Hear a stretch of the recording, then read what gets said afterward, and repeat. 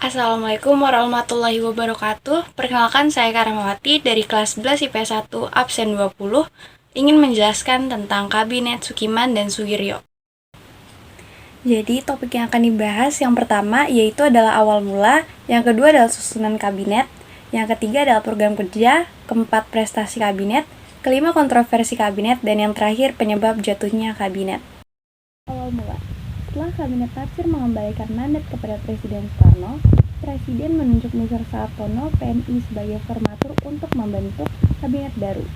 Mr. Sartono berupaya membentuk kabinet koalisi antara PNI dan Masyumi, sebab kedua partai inilah yang memegang pengaruh besar di DPR atau parlemen saat itu.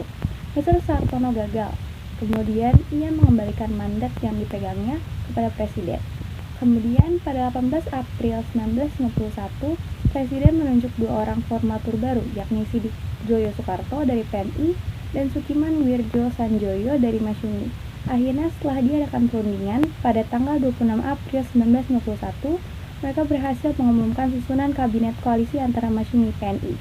Kabinet baru ini dikenal dengan nama Kabinet Sukiman Sugirjo.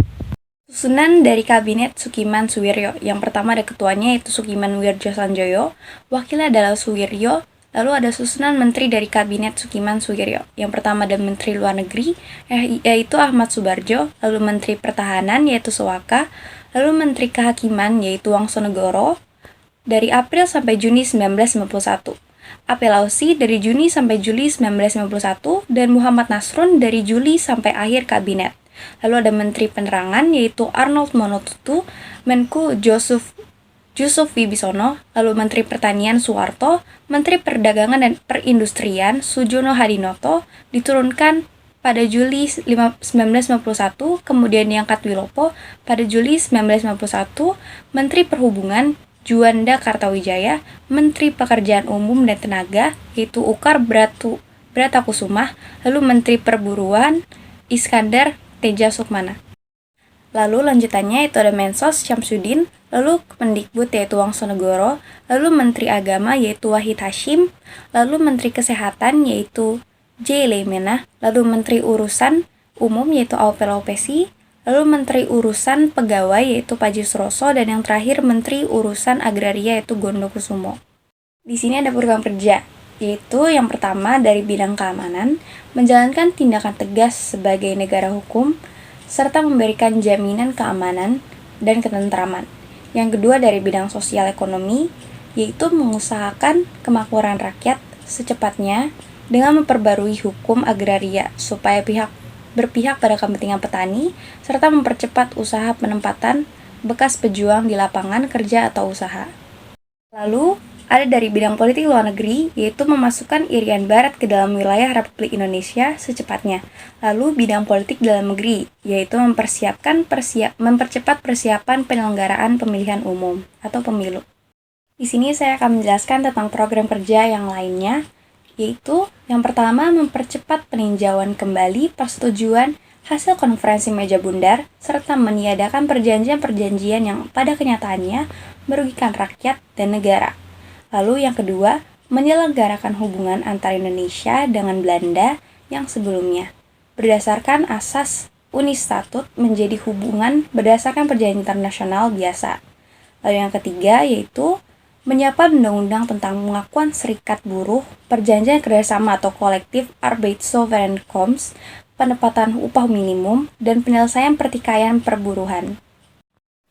Di sini saya akan menjelaskan tentang prestasi dari Kabinet Sukiman Sugirjo, yaitu meski hanya berjalan 1 tahun, Kabinet Sukiman tercatat berhasil meraih beberapa prestasi, diantaranya yaitu keberhasilan dalam memperhatikan usaha rakyat dan memajukan perusahaan kecil, memperhatikan kaum buruh dengan menggagas standarisasi upah minimum, memperluas akses pendidikan dengan mendirikan berbagai macam sekolah, tunjangan hari raya atau THR, serta berhasil melanjutkan program kerja dari Kabinet Natsir, salah satunya yaitu mempercepat penyelenggaraan pemilu. Kontroversi dari Kabinet Sukiman Sugirjo, yaitu Indonesia menandatangani perjanjian dengan Amerika Serikat, yaitu Mutual Security Act. Perjanjian ini ditandatangani oleh Menteri Luar Negeri Indonesia dan Duta Besar Amerika Serikat. lalu disepakati pada 15 Januari 1952 di Jakarta.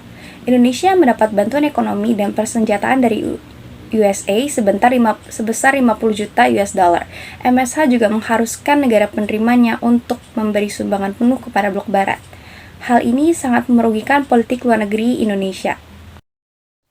Kontroversi yang selanjutnya, yaitu dari perjanjian tersebut maka menimbulkan penafsiran bahwa Indonesia telah masuk ke blok barat. Hal itu bertentangan dengan salah satu program dari Kabinet Sukiman sendiri, yaitu menjalankan politik luar negeri bebas dan aktif. Politik luar negeri bebas dan aktif artinya Indonesia tidak boleh berpihak pada satu blok di tengah Perang Dingin antara AS dengan Uni Soviet pada saat itu. Akhirnya timbul kritik dari berbagai pihak dan mosi tidak percaya. Penyebab jatuh Kabinet Sukiman-Suwiryo.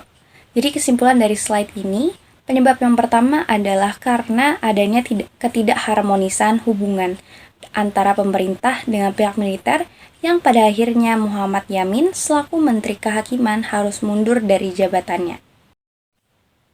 Penyebab jatuh yang kedua adalah karena perjanjian MSA atau Mutual Security Act tadi, sebulan setelah perjanjian tersebut pada 23 Februari 1952, Kabinet Sukiman demisioner.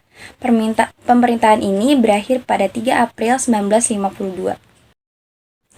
Sekian penjelasan dari saya mengenai Kabinet Sukiman-Suwiryo. Kurang lebihnya mohon maaf. Wassalamualaikum warahmatullahi wabarakatuh.